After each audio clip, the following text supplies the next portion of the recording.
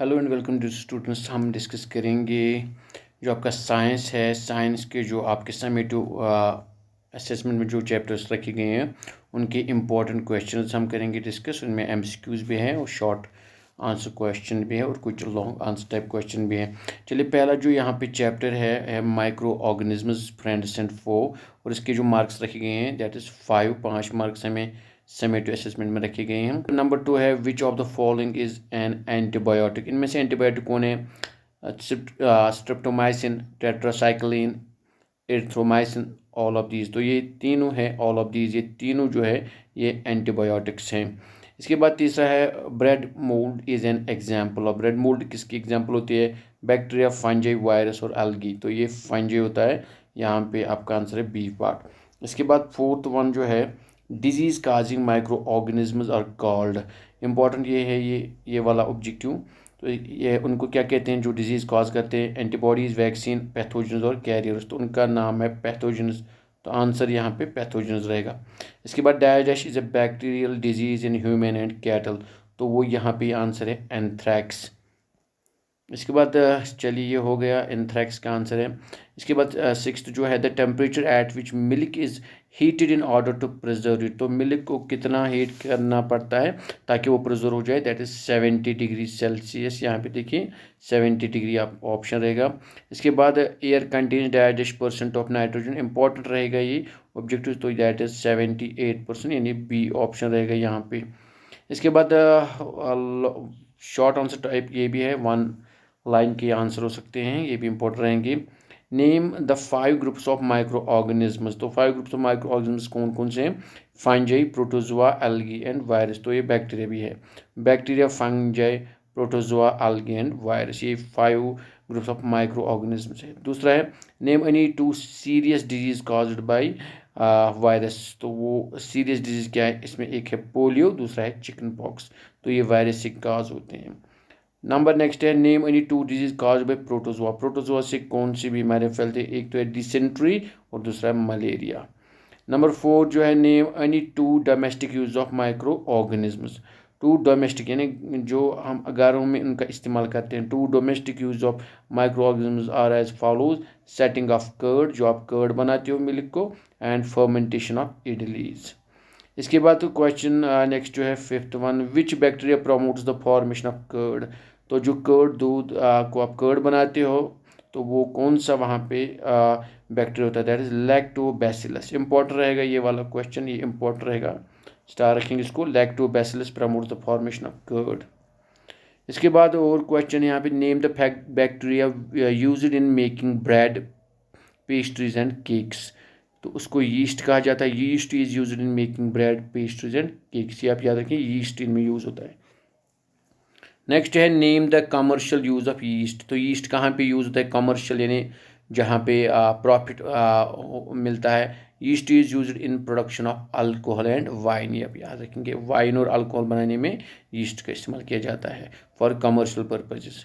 तो name the scientist who discovered penicillin. ये भी इंपॉर्टेंट रहेगा, अलेक्जेंडर फ्लेमिंग। ये इंपॉर्टेंट रहेगा ये वाला क्वेश्चन, इसको आप ध्यान में रखेंगे। Alexander Fleming discovered penicillin. Question number 9 जो है नेम एनी 2 कम्युनिकेबल डिजीज, यानी जो फैलती हैं, that is cholera and common cold, जिसको हम जुकाम भी कहते हैं। तो यहाँ पे name any 2 carriers of diseases. 2 common carriers of disease are mosquito and house flies. ये भी इंपॉर्टेंट रहेगा, ये इंपॉर्टेंट रहने वाले हैं। इसके बाद है name any 2 food preservatives. 2 food preservatives, sugar और विनेगर। तो शुगर और विनेगर क्या है? ये है 2 फूड प्रिजर्वेटिव्स। इसके बाद है name the nitrogen fixation bacteria. उसका नाम क्या है जो नाइट्रोजन फिक्स करता है जमीन में? That is called rhizobium. Rhizobium is nitrogen fixation bacteria. इसके बाद नेक्स्ट है हु डिस्कवर्ड पैस्चुराइजेशन। तो लुइस पैस्चर, इसी के नाम पे पड़ा इसका पैस्चुराइजेशन।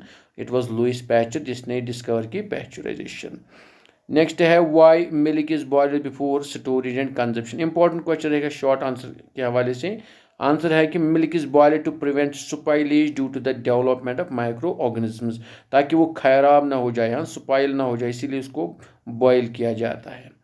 इसके बाद शॉर्ट आंसर क्वेश्चन जो 2 मार्क्स के आ सकते हैं। पहला यहाँ पे है व्हाट आर माइक्रो ऑर्गेनिजम्स। तो आंसर रहेगा extremely small things living organisms that can not be seen by the naked eye और कॉल्ड माइक्रोऑर्गेनिजम्स, यानी वो छोटी जरासीम जो आप आंखों से नहीं देख सकते हो, उसके लिए माइक्रोस्कोप लगता है, तो उनको माइक्रोऑर्गेनिजम्स कहा जाता है। दे मे बी यूनिसेल्यूलर और सिंगल सेल्ड और मल्टीसेल्यूलर, या तो सिंगल सेल्ड हो सकते हैं या वो मल्टीसेल्यूलर हो सकते हैं। दूसरा है डिफाइन वायरस, तो आपको लिखना है virus are small transferable agents that act as a non living outside host cells and act living inside host cells and show reproduction. तो यहाँ पे जो वायरस होते हैं लिविंग सेल के बाहर तो नॉन लिविंग होते हैं होस्ट सेल के बाहर, लेकिन जब वो होस्ट सेल के अंदर जाते हैं तो वहाँ पे वो रिप्रोडक्शन भी करते हैं।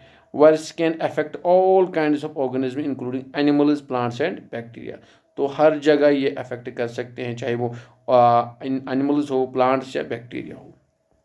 इसके बाद नेक्स्ट क्वेश्चन जो है, why are viruses different from other micro organisms. यहाँ पे देखिए viruses are also tiny but are different from other micro organisms as they show reproduction. इनमें वायरसेस में रिप्रोडक्शन दिखाई देती है, इसलिए वो बाकी जो माइक्रो ऑर्गेनिज्म से डिफरेंट है। They reproduce inside the host cell, तो होस्ट जहाँ पे ये जिसके अंदर ही रहते हैं सेल के अंदर, वहीं पे ये रिप्रोडक्शन करते हैं। विच में भी बैक्टीरियम, प्लांट और एनिमल, कहीं पे भी ये रह सकते हैं।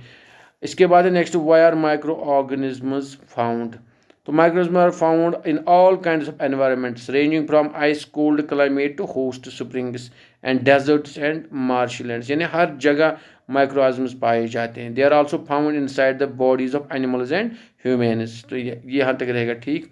इसके बाद how do microorganisms help agriculture, ये वाला क्वेश्चन इंपॉर्टेंट रहेगा, इसको आप ध्यान में रखेंगे कि माइक्रोऑर्गेनिजम्स को एग्रीकल्चर में किस तरीके से इनका यूज़ किया जाता है, ये हेल्प करते हैं।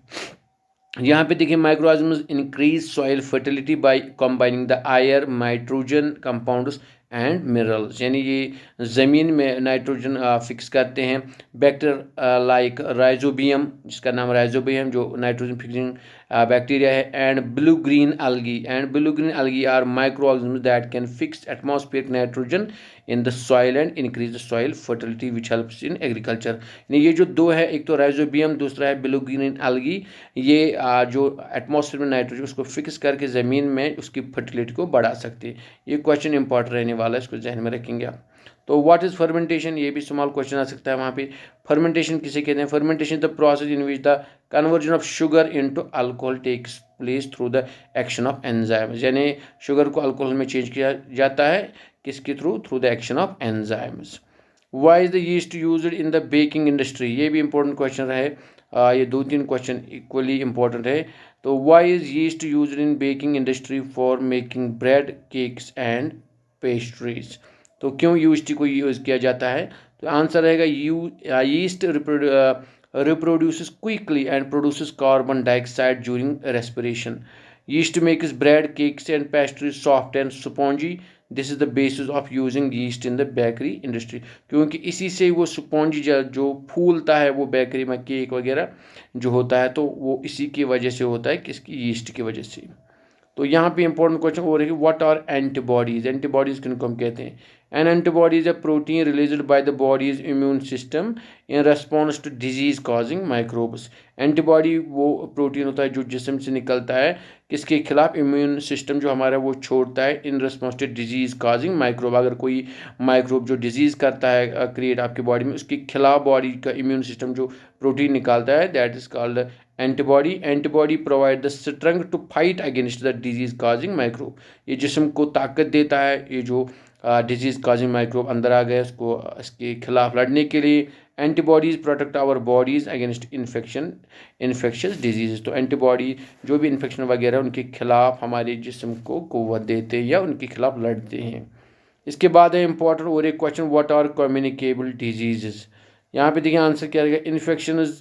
infectious disease that can spread from an infected person to an healthy person through medium of like air, water, food or physical contact are also known as communicable disease।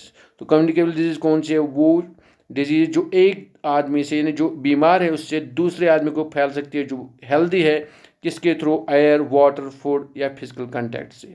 इसमें example आते हैं, example of communicable disease are cholera, common cold, chicken pox and tuberculosis. Question है यहाँ पे आप देख सकते हैं, क्वेश्चन नंबर 12 जो है why are some micro organisms considered as harmful. तो some species of bacteria virus causes disease in human beings plants and animals. क्योंकि कुछ माइक्रोऑर्गेनिज्म जो है वो इंसानों में, प्लांट्स में और एनिमल्स जो बाकी है उनमें डिजीज़ पैदा करते हैं। सम बैक्टीरिया काज ट्यूबरकुलोसिस, जिसमें टीबी का जिक्र है, एंड टाइफाइड।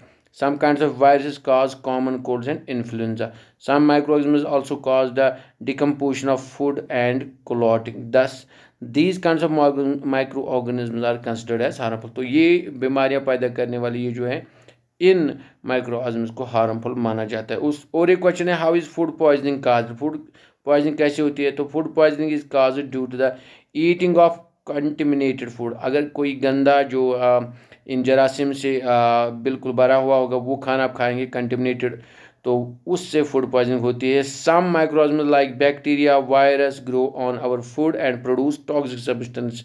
क्योंकि जो खाना बिना ढके होता है तो इसमें ये वायरस वगैरह बैक्टीरिया चले जाते हैं और वहाँ टॉक्सिक सब्सटेंस छोड़ते हैं। दीज मेक फूड टॉक्सिक, उससे फूड हमारा टॉक्सिक बन जाता है। And consuming that food causes serious illness and even death. और कभी कभी एक तो बीमार हो जाता है इंसान और कभी कभी फूड पॉइजनिंग से इंसान की डेथ भी हो सकती है।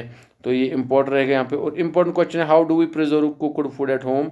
हम कुकड फूड को घर में कैसे प्रिजर्व कर सकते हैं। तो we preserve cooked food at home by adding some preservatives. हम उसको कुछ प्रिजर्वेटिव्स डालते हैं। वी कैन ऐड साल्ट, जैसे salt, sugar, edible oil to cook food, क्योंकि इसको कुक करने के लिए इस फूड को हमें इन चीज़ों की ज़रूरत पड़ती है। To preserve meat and fish, raw mango, tamarind and amla, common salt has been used.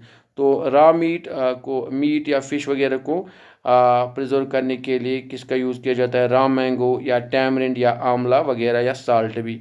Sugar is added to jams, jellies and squashes to preserve them. तो जैम्स वगैरह में या जेलीज में शुगर का इस्तेमाल किया जाता है उनको प्रिजर्व करने के लिए। इसके बाद नेक्स्ट क्वेश्चन जो इम्पोर्टेंट रहने वाला है वो है व्हाट इज़ पैस्चराइजेशन। तो पैस्चराइजेशन क्या है। तो in pasteurisation process milk is heated at about 70 degree Celsius for 15 to 30 seconds and cooled suddenly. By pasteurization the growth of microbes is prevented. यानी दूध को उबाला जाता है 70 डिग्री तक, कितने 15 या 30 सेकंड, और फिर इसको कूल किया जाता है सडनली, अचानक से, यानी बिल्कुल जल्दी से एक टेक्निक के ज़रिए। तो उसके थ्रू इसको पैस्चराइजेशन कहते हैं। और इससे क्या होता है कि जो ग्रोथ ऑफ माइक्रोब्स होती है इसके अंदर उसको रोका जाता है। जो है रिप्रोडक्शन इन एनिमल्स, इसके भी 5 मार्क्स हैं। और इसमें जो एमसीक्यूज हो सकते हैं, चलिए उनकी तरफ देखते हैं। पहला एमसीक्यू जो है asexual reproduction takes place through budding in. तो एसेक्चुअल रिप्रोडक्शन जिसमें बडिंग के थ्रू किस में होता है, अम्यूबिया, यीस्ट, प्लाज्मोडियम या लिशमैनिया। तो आंसर है यीस्ट। यीस्ट में बडिंग के थ्रू एसेक्चुअल रिप्रोडक्शन होती है। इसके बाद नेक्स्ट जो है egg is formed in testis, penis, ovary और यूट्रस। तो ये ओवरी इसका आंसर रहेगा।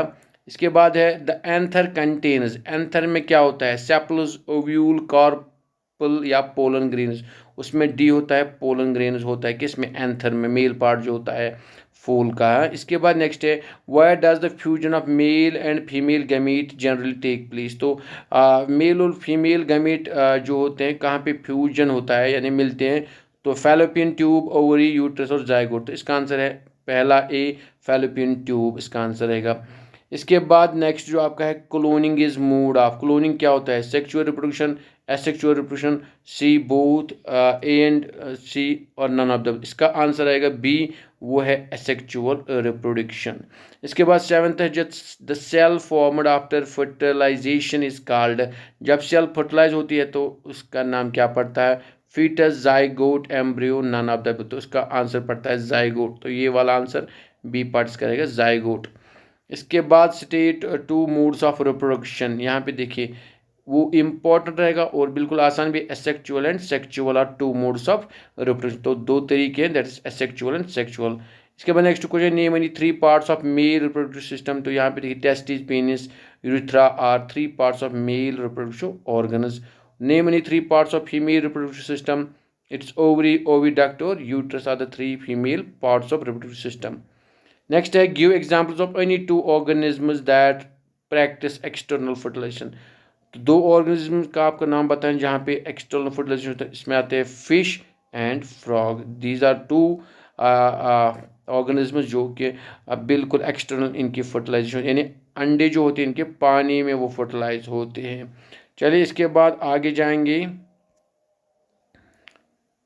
यहाँ पे देखिए क्वेश्चन जो है, give examples of any two viviparous animals. Viviparous अगर यहाँ पे करेंगे बात, human beings, elephants are the two examples of viviparous animals. Viviparous animals कौन होते हैं ये भी आप ध्यान रखेंगे। Viviparous animals are those that give birth to young ones, यानी जो अपने बच्चों को जन्म देते हैं उनको बोलते हैं विविपोरस। तो ह्यूमन्स और एलिफेंट्स दोनों है विविपोरस। इसके बाद अगर ओविपोरस की बात होंगी, यहाँ पे हैन और ऑस्ट्रिच उसमें जो कि अंडे देते हैं। इसके बाद नेक्स्ट है state the types of asexual reproduction. Asexual reproduction की क्या टाइप्स हैं, उसमें आता है budding, fission are some types of asexual reproduction. Asexual reproduction allows individual to reproduce without involving other members of the species. Next जो 2 marks के question आ सकते हैं, डिफाइन रिप्रोडक्शन। रिप्रोडक्शन क्या होती है, what are the 2 modes of reproduction. Important question है यहाँ पे, ये आपको ध्यान में रखना। शॉर्ट आंसर आ सकता है वहाँ पे, individual reproduce offsprings through the process of reproduction, it is a necessary mechanism for the survival of species. Asexual and sexual reproduction are 2 types of reproduction. तो रिप्रोडक्शन क्या है, जिससे कि कोई भी ऑर्गेनिज्म अपने बच्चों को जन्म देते हैं या उनके बच्चे जो है वजूद में आते हैं। तो इसके 2 तरीके हैं, एक तो एसेक्चुअल, दूसरा है सेक्चुअल रिप्रोडक्शन। चलिए यहाँ पे आपको डिफ्रेंशिएट भी करना पड़ सकता है, इस क्वेश्चन को भी आप नज़र में रखेंगे कि एसेक्चुअल रिप्रोडक्शन और सेक्चुअल रिप्रोडक्शन में क्या फ़र्क है। यहाँ पे क्या होता है, सेक्चुअल में 1 पेरेंट इज इन्वॉल्व, यहाँ पे 2 ऑर्गेनिज्म आर इन्वॉल्व, यहाँ पे 2 इन्वॉल्व होते हैं। एसेक्चुअल में होता है नो प्रोडक्शन ऑफ गैमीट्स, यहाँ गैमीट्स नहीं होते, लेकिन सेक्चुअल में क्या होता है, ऑर्गेनिजम्स प्रोड्यूस गैमेट्स। यहाँ पे ऑफस्प्रिंग्स आर आइडेंटिकल, या आइडेंटिकल ऑफस्प्रिंग्स होते हैं बिल्कुल, लेकिन यहाँ पे होते हैं genetic variations are seen in offsprings. ये भी इंपॉर्टेंट रहने वाला है। Differentiate between viviparous and oviparous animals. तो विविपोरस क्या होते हैं, give birth to young ones. Viviparous अपने बच्चों को जन्म देते हैं और ओविपोरस अंडे डालते हैं। तो विविपोरस में दूसरा होता है development of young offsprings takes place in mother's womb.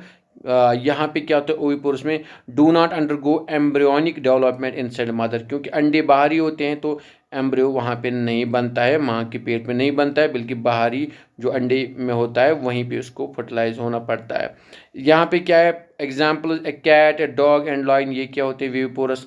और ओविपोरस में क्या है, insects, fish, frog and reptiles. वो जहन में रखना होगा। Explain the methods of asexual reproduction. तो the methods of asexual reproduction are, इसमें क्या आता है, बाइनरी फिशन आता है, आप यहाँ पे देखेंगे। अमीबिया में जो होता है, इसको आप डायग्राम भी जहन में रखेंगे। बाइनरी फिशन ऑफ अमीबिया ये आप डिस्कस करेंगे। और दूसरा है बर्डिंग। बर्डिंग किस में होती है, बर्डिंग होती है हाइड्रा में, ये आप यहाँ पे इमेज भी जहन में रखेंगे, इसको भी थोड़ा सा जहन में आप रखेंगे। इसके बाद हमारा चैप्टर आता है materials, metals and non metals. इसकी बात करेंगे, 4 मार्क्स हैं इसके जो एमसीक्यूज आने वाले हैं यहाँ पे देखिए।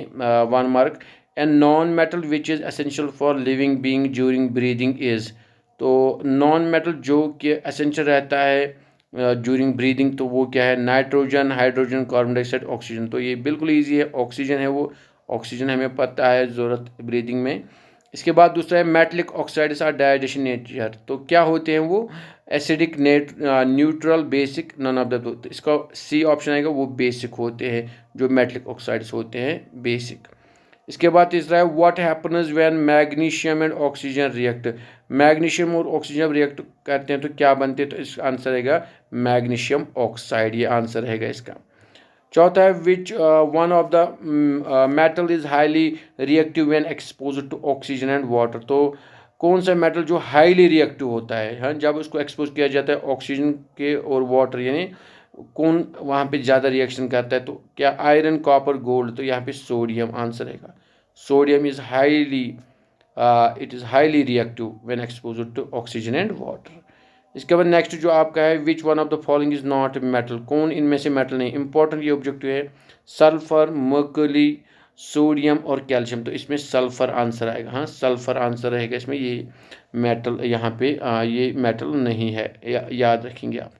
इसके बाद नेक्स्ट है which one of the following statements is false about metals. तो मेटल्स के बारे में कौन सी बात गलत है, तो ये है आंसर ये है metals are bad conductor of heat and electricity. तो ये गलत है, वो पास करते हैं हीट और इलेक्ट्रिसिटी को, तो ये गलत है। यहाँ पे लिखा गया है तो फॉल्स कौन सी बात है, आपको ये जहन में रखना है। इसके बाद how many naturally occurring elements are there, naturally occurring elements कितने हैं वहाँ पे, आंसर रहेगा 94, ये जहन में आप रखेंगे। इसके बाद very short answer type questions, name the metal which is used for decorating sweets को डेकोरेट करने के लिए, तो वो क्या है, सिल्वर का, जो आपने देखा होगा ना मिठाइयों के ऊपर वो डाला होता है, उसको सिल्वर कहा जाए, silver is used for decorating sweets. इसके बाद a metal which is soft and can be cut with a knife, कौन सा मेटल जो बिल्कुल नरम है और चाकू से उसको काटा जा सकता है, तो वो है सोडियम। यहाँ देखिए इस सोडियम या पोटेशियम दोनों यहाँ पे इसमें आते हैं। A metal which is soft and can be cut with a knife is sodium और पोटेशियम। इसके बाद नेक्स्ट है which is the only metal found in the liquid state at room temperature, तो कौन सा वो मेटल है जो कि रूम टेम्परेचर पे जो मान लीजिए लिक्विड हालत में होता है, पानी की शक्ल में जैसे होता है, तो वो है मर्करी। जो आप देख भी सकते हैं कि जब आप जो बीपी अपरेट्स होता है, ब्लड प्रेशर मशीन, जो उसमें वो लिक्विड ऊपर जाता है, दैट इज़ मर्करी। तो यही मर्करी की बात यहाँ पे, actually it is metal but ये रूम टेम्परेचर में लिक्विड की तरह बिहेव करता है। इसके बाद an example of non metal, non metal क्या है, कार्बन, कार्बन क्या है, नॉन मेटल है। नेक्स्ट है name the non metal which is very reactive when exposed to air, तो वो फॉस्फोरस आंसर रहेगा। ये आप शॉर्ट आंसर वहाँ पे जहन में रख सकते हैं, ये शॉर्ट आंसर भी आ सकता है। कौन है, नॉन मेटल है ये, फॉस्फोरस इज नॉन मेटल। इसके बाद नेक्स्ट जो है the ash obtained on burning magnesium ribbon is dissolved in water is digestion nature, तो वो क्या होता है, basic in nature. Why is sodium always stored in kerosene, ये इंपॉर्टेंट क्वेश्चन रहने वाला है। सोडियम को क्यों कैरोसिन में हम हमेशा रखते हैं, तो यहाँ पे लिखेंगे sodium is always stored in kerosene because it is very reactive, क्योंकि ये ज़्यादा रिएक्टिव होता है, रिएक्ट्स विगरसली, ये जल्दी रिएक्ट करता है with oxygen and water, generating a lot of heat, और ज़्यादा हीट प्रोड्यूस होती है if exposed to atmosphere for long. ये आंसर आप जहन में रखेंगे, क्वेश्चन इंपॉर्टेंट होने वाला है। इसके बाद जो नेक्स्ट क्वेश्चन यहाँ से इम्पोर्टेंट रहेगा, तो वो यहाँ पे देखिए डिफरेंस आपको, हाँ, 2-4 आ सकते हैं, difference between metals and non metals. तो मेटल्स क्या होते हैं, metals are malleable, that is they can beat into thin sheets, तो इनको आप हथौड़ी से दबा दबा के थिन शीट्स में चेंज कर सकते हैं मेटल्स को। लेकिन non metals are not malleable, वो मेलेबल नहीं होते हैं। दूसरा metals are sonorous, that is they produce ringing sound on striking against something, जब इनको किसी चीज़ के साथ मार पड़ती है, टक्कर पर, तो आवाज़ निकलती है। Non metals are not sonorous, ये आवाज़ नहीं निकालते। Metals are lustrous and shine, इनमें शाइन होती है मेटल्स में, लेकिन non metals are not lustrous, इनमें कोई शाइन नहीं होती है। Metals are very good conductors of heat and electricity, important point. और जो यहाँ पे नॉन मेटल्स होते हैं are not conductors of heat and electricity, तो यहाँ पे ये जो नॉन मेटल्स होते हैं they are not conductors of heat and electricity. Example metals की जैसे आयरन, अल्युमिनियम, और नॉन मेटल्स में आता है ऑक्सीजन एंड सल्फर एटसेट्रा, तो ये भी इंपॉर्टेंट रहेगा यहाँ पे। और यहाँ पे एक इंपॉर्टेंट क्वेश्चन है, ये आप ध्यान में रखेंगे, write the physical properties of metals, तो फिजिकल प्रॉपर्टीज क्या है, they are malleable and ductile, they are sonorous, पहले हम बात करें उनमें आवाज़ निकलती है, उनको आप यहाँ पे थिन शीट्स में चेंज कर सकते हैं। दे हैव लस्ट्रस अपीयरेंस, उनमें चमक होती है। They are good conductors of heat and electricity, तो इनमें पास होती है हीट और electricity. They are hard and tough, वो मजबूत होते हैं, टफ होते हैं। ये वाला क्वेश्चन इंपॉर्टेंट रहेगा, फिजिकल प्रॉपर्टीज ऑफ मेटल्स।